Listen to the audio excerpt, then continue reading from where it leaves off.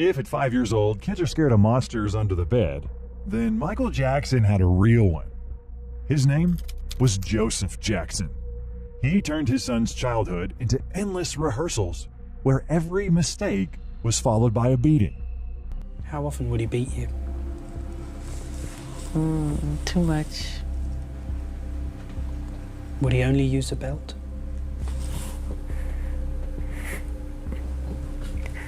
Why do you do this to me?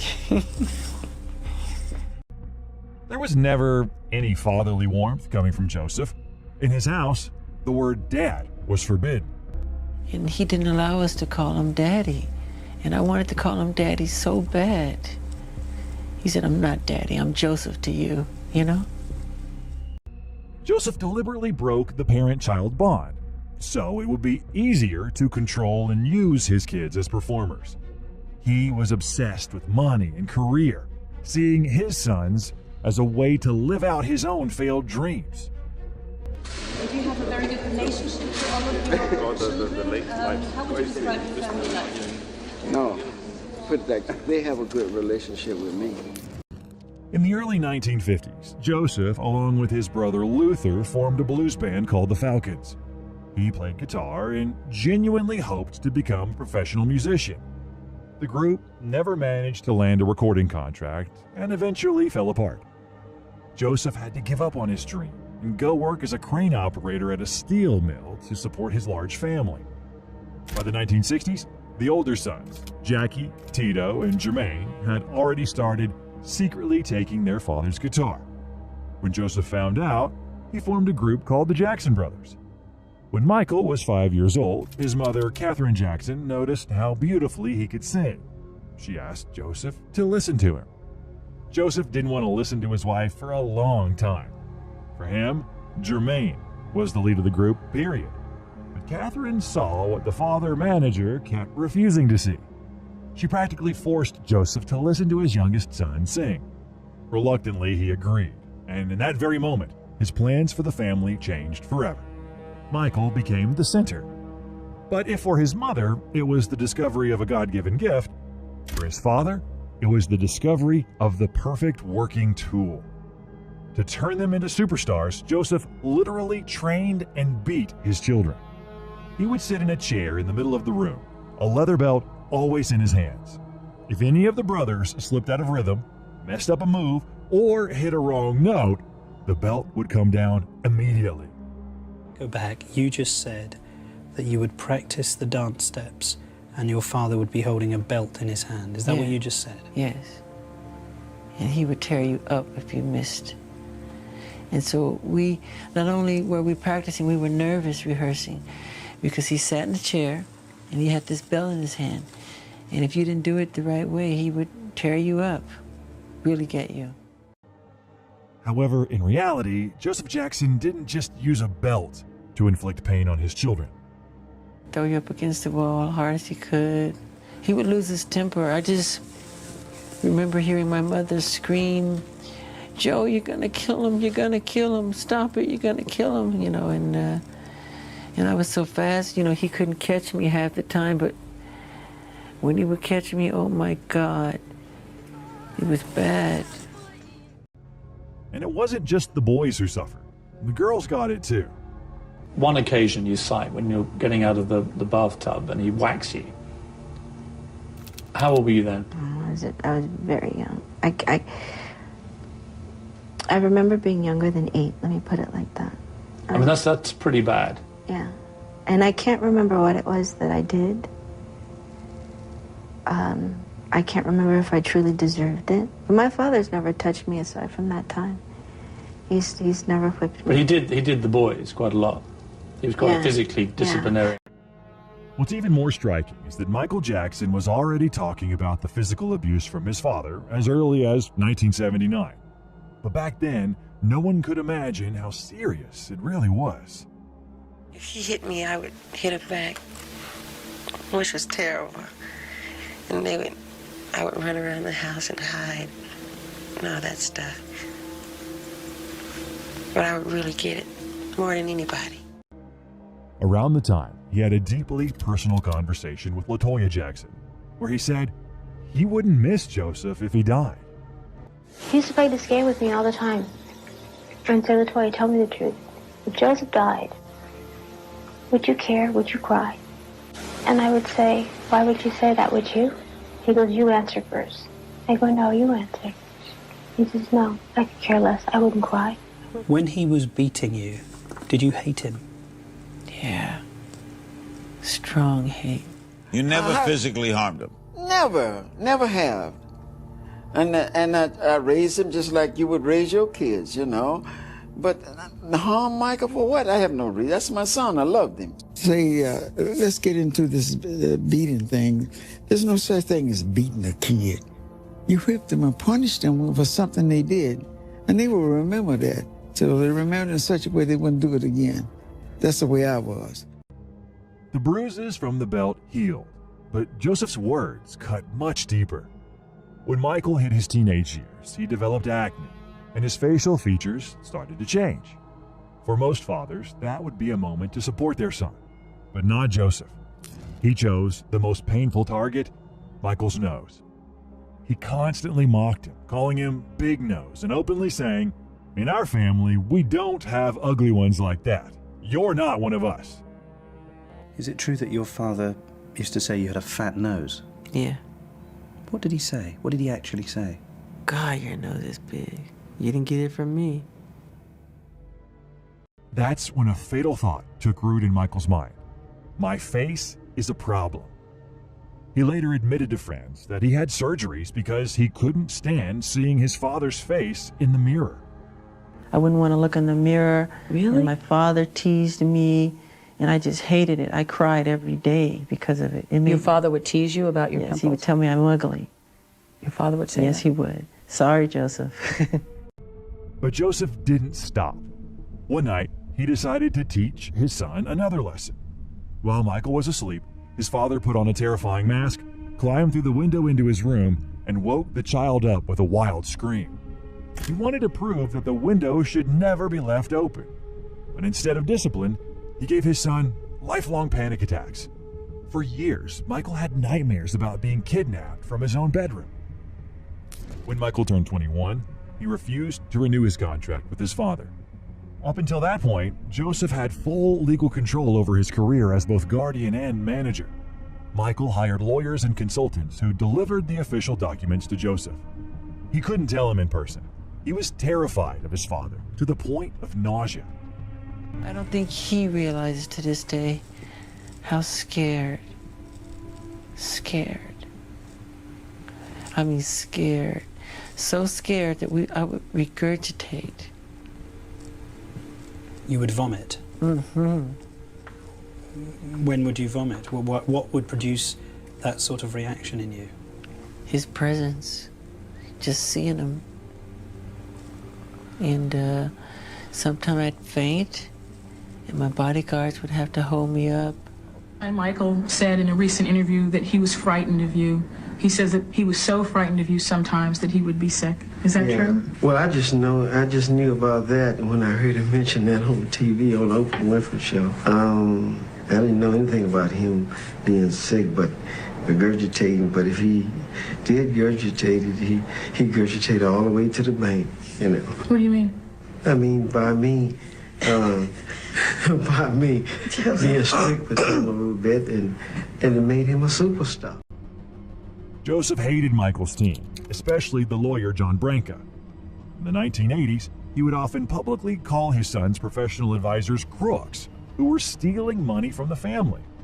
He tried to convince Michael Jackson to return to family management.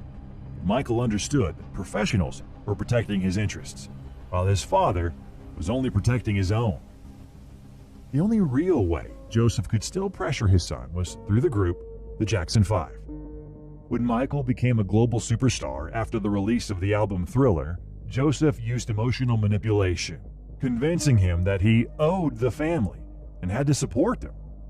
So when, in 1983, a $5 million deal with Pepsi was offered, Michael agreed, despite not wanting to, under pressure from his family. That decision led to devastating consequences. During the shoot, his hair caught on fire. He suffered second and third degree burns. It was after this incident that he became dependent on strong painkillers, a dependency that would later destroy him. But Pepsi wasn't the only thing Joseph wanted. He pushed for a tour with the Jackson 5, and of course, with Michael as the centerpiece. Joseph knew Michael no longer listened to him, so he used his secret weapon, Katherine Jackson. She came to her son not with demands, but with a mother's request. Help your brothers and go on stage with the family. For Michael, who always wanted to please his mother, saying no was almost impossible. So once again, he agreed to sacrifice himself. From the very beginning of organizing the tour called Victory, it was clear this wasn't about music, it was about money. A lottery system for tickets was introduced. To get a chance to attend the concert, fans had to send money in advance, about $120 for the chance to buy 4 tickets. If you didn't win, you had to wait up to 8 weeks for a refund. All the brothers were on board, except Michael. He understood this would damage their reputation and push fans away, especially those who simply couldn't afford those conditions. Later, after a wave of backlash, the situation took an unexpected turn. An 11-year-old fan, LaDonna Jones from Texas, wrote Michael a letter. She said she had been working small jobs to save $30 for a ticket, but couldn't afford to buy 4 at once as the rules required. In her letter, she directly called the Jacksons selfish and greedy for money. That letter hit Michael hard. He called a press conference and announced that the ticket system would be changed. More than that, he said he would donate his share of the profits to charity. When Michael made his statement, Joseph and his brothers were visibly shocked. They didn't expect him to publicly walk away from millions of dollars Joseph planned to use to expand the family brand. But at that point, Michael didn't care about their opinion anymore. This lottery had seriously damaged his reputation. As the group's main star, he became the primary target of criticism. All the hate was directed at him. While Michael was being accused and dragged through the mud, the fans' money was sitting in Joseph's bank account, generating interest that he profited from.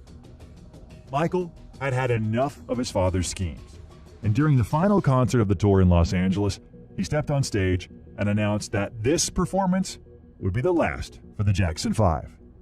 I'd like to say this is our last and final tour. And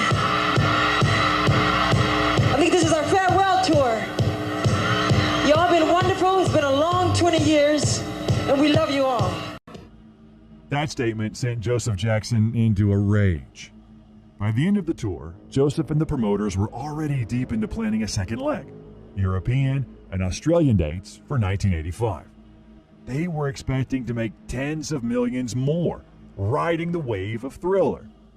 While Joseph was mentally counting the profits from future shows in Europe, Michael Jackson wiped out all of his plans with a single sentence.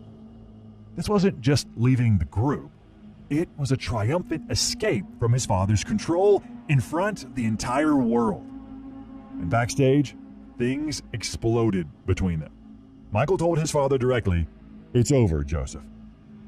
After losing any real control over Michael's career, Joseph launched his own label, Ivory Tower International Records. He tried to push other artists and his younger children, but none of those projects came even close to Michael's level of success. To keep making money off Michael, Joseph often used the Jackson family name for questionable business ventures, like attempts to launch perfumes or food products under the family brand. Michael usually distanced himself from these projects and from his father as well. Over time, that distance turned into strict boundaries. At his Neverland Ranch, Joseph wasn't allowed to show up without an invitation. Michael's security had clear instructions: do not let his father in without approval. For formality, Michael would host a Joseph Jackson Day once a year, inviting the whole family to the ranch. The final blow for Joseph came when Michael completely cut him out of his will. In 2002, when Michael was 43, he quietly finalized his will and divided his estate like this: 40% to his children, Prince, Paris, and Blanket, 40% to his mother, Katherine Jackson, 20% to charity. Joseph Jackson's name was completely absent from the document. Michael even named Diana Ross as a backup guardian for his children, not his father, not his brothers. Michael was very calculated. He knew Joseph might try to pressure Catherine to get money through her, so he structured her share as a lifetime trust. Catherine received a monthly allowance for living expenses, but she didn't control the core capital and couldn't legally transfer it to Joseph or funnel large sums into his business projects. When Michael tragically died in 2009, Joseph realized he'd been left with nothing. He filed a lawsuit demanding a $15,000 monthly allowance. He argued that Michael had supported him financially during his life, and that, as his father, he was entitled to part of the estate. But the estate's lawyers, John Branca and John McLean, proved that Michael had intentionally excluded him from the list of beneficiaries. So, when the ruling was delivered, the judge stated, Joseph Jackson receives nothing from this estate. That was his son's decision. The saddest part is what Joseph said after Michael's death, that he missed watching him perform on stage. Not his son, but the performer, first and foremost. It has been really tough. Remember, we just lost the biggest star in the world, superstar in the world, so it's been tough. This interview was recorded just 3 days after Michael Jackson died, on June 28, 2009. Instead of speaking only about his son, Joseph Jackson used a live broadcast on CNN to promote his new label. What about Janet and the rest of the family, the daughters and everything? They're all doing fine, but I want to make this statement. This is a real good statement here. Marshall and I we own the record company called Ranch Records. Right. Okay, distributed by Blu-ray technology, and that's his next step. A few days later, while people were once again mourning Michael, Joseph started talking about his label again, and it sparked outrage among fans. What I'm doing is I established a record company with Marshall, and the company is called Marantz Records, distributed by Blue Star and Blu-ray. Yeah. It's typical Joe Jackson. I mean, I can see why Michael was at a distance from it. I think the fans more than anything want to focus on Michael. We don't want to hear the negativity. We don't want to hear anybody plug in their record label. We don't want to hear whose albums drop. Despite his phenomenal business instincts, he never learned the most important thing, how to be a father. Between him and his children stood a wall that couldn't be broken by success or by tears. This was most clearly seen during one TV show with LaToya Jackson. She sat across from him, crying, trying to explain how much she lacked his love, how much it meant to her just to hear a kind word. And you would truly understand and know how I feel. I care about you so much, you have no clue. But Joseph just looked at her with an empty, glassy stare. There was no empathy in his eyes, no understanding. He simply didn't know what to do with his children's genuine emotions because he had never truly experienced them himself. In his memoirs, he described his own father as harsh and authoritarian. He called himself a lonely child who had few friends because of the rigid discipline at home. That's why Joseph justified his own cruelty by saying that this was how he was raised, and that it was the only way to make children turn out right and keep them off the streets. Well, I'm glad I was tough because look what I came out with. I came out with some kids that everybody loved all over the world, and they treated everybody right. But those brutal methods of upbringing left an unhealed wound in Michael Jackson's soul. And until the very end of his life, he remained that same frightened 5-year-old boy. I recommend watching the next video, the full story of the King of Pop. Thanks for watching. See you soon.